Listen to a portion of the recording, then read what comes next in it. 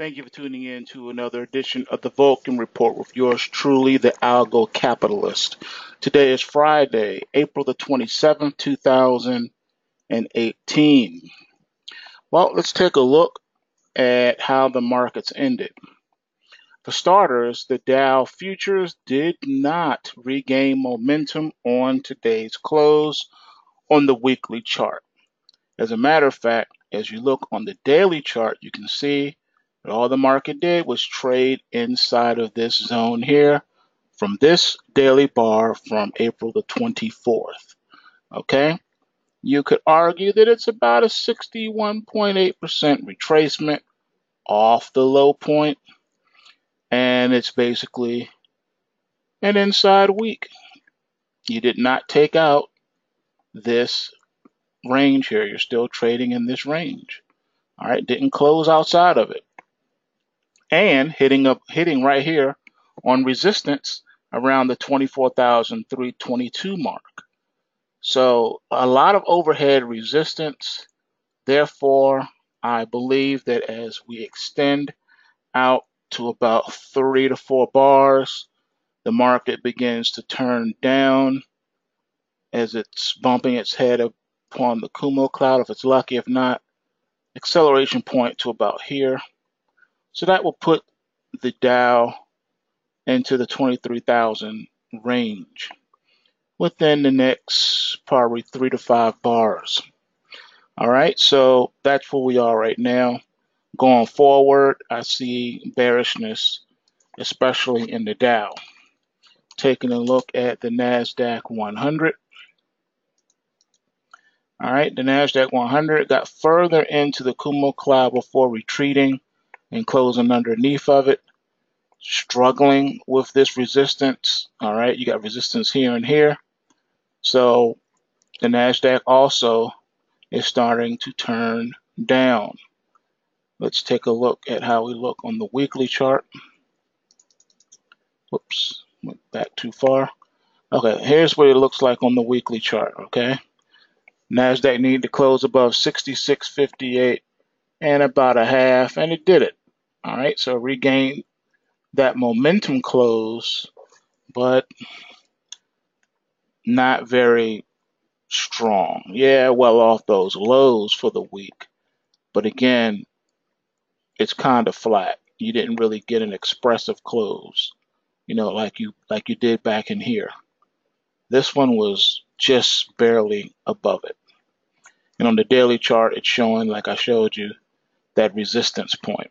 So this bar right here, as I showed you before, this pointer is coming into play. It's a powerful one, and it could send the NASDAQ down below 6,100. All right, so you got to keep your eyes open for that, as the market is showing signs of running out of gas. I know we have earnings for Google next week, so we'll see what happens. But as it looks right now, not so good.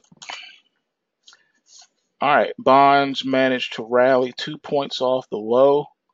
All right, but still weak nonetheless. All right, did not regain momentum. So too soon to say if you really put in the bottom. Didn't regain that momentum. So it's very, very possible that the market is going to take out these lows and head into the 130s coming up. We'll see if the market can do otherwise. Taking a look at the US dollar index, as you can see, still in rally mode, got momentum behind it, got past the first resistance phase, and now the 92 handle is in play. We shall see what the dollar does, but it's still within that 89 to 91 zone. So I believe that the White House is very happy. The Trump policy is being maintained. All right, taking a look at crude. Momentum play is still intact, and I believe that the market is going to close past that 70 Will it be able to hold it? That's a good question. All right, so it retreated at 69.55. Let's see what happens in the coming week. This one is also looking interesting. I still think that oil is going to go higher. Looking at natural gas, all right, it's still somewhat flat. All right, very, very flat. Still, recovering off that low point. Got a momentum close, but hitting overhead resistance around that 278 level. And once again, around 287. So between 78 and 87 is where you're having the problem with the natural gas. Let's take a look at gold here. All right, gold lost its momentum, closed below the trend line support of 1326.90, and looking like it's gonna roll over as well. You're in an oversold zone, but there's a high probability that we could see more selling. Basically, what gold likes to do is come down and test the support in this range, and then run back up and test the resistance areas. You're just stuck in this long-term range, and until it breaks out of this range, either up or down, it's going to continue more of the same. I don't think it's finished testing the lower end of the range yet. Silver definitely falling off of a cliff. Downtrend channel still intact, and selling pressure seems to be picking up in silver. One thing I wanted to note is on the quid, we had that pointer earlier, and I want to show you what it looks like now on the close. All right, here it is. You got this pointer here. Market managed to fill today's gap, all right, but not this gap here. All right, so if you take a look at the intraday chart, we'll pull up the 4-hour one for now, and you can see market is trying to break out and go top side of the Kumo cloud. And I do believe that it's on its way to fill that gap. Here's your pointer up here, and I believe that's where we're going now.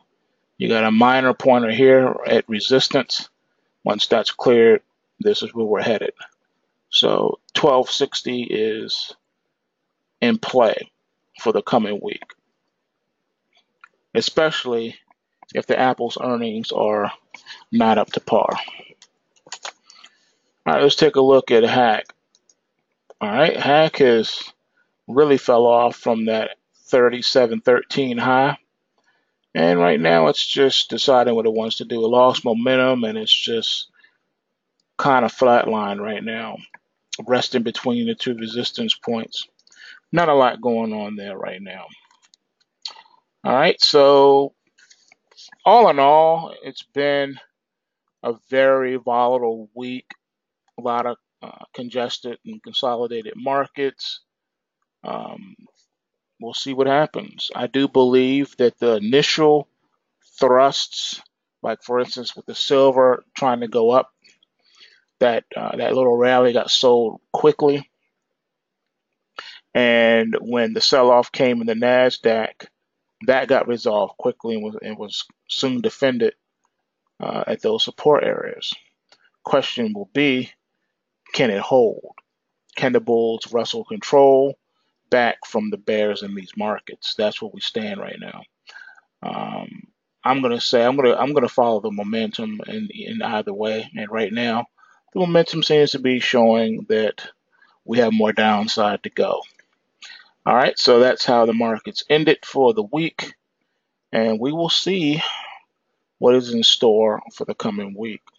All I can say is the rally and crash alerts worked out tremendously this week and helped us tremendously in our trading. So with that being said, pulsewavetrading.com. Learn how you can take advantage also of those crash and rally alerts. And that's at pulsewavetrading.com. And remember, bulls make money, bears make money, and pigs get slaughtered. So remember to take what you can and give nothing back. And everyone have a great weekend. Peace.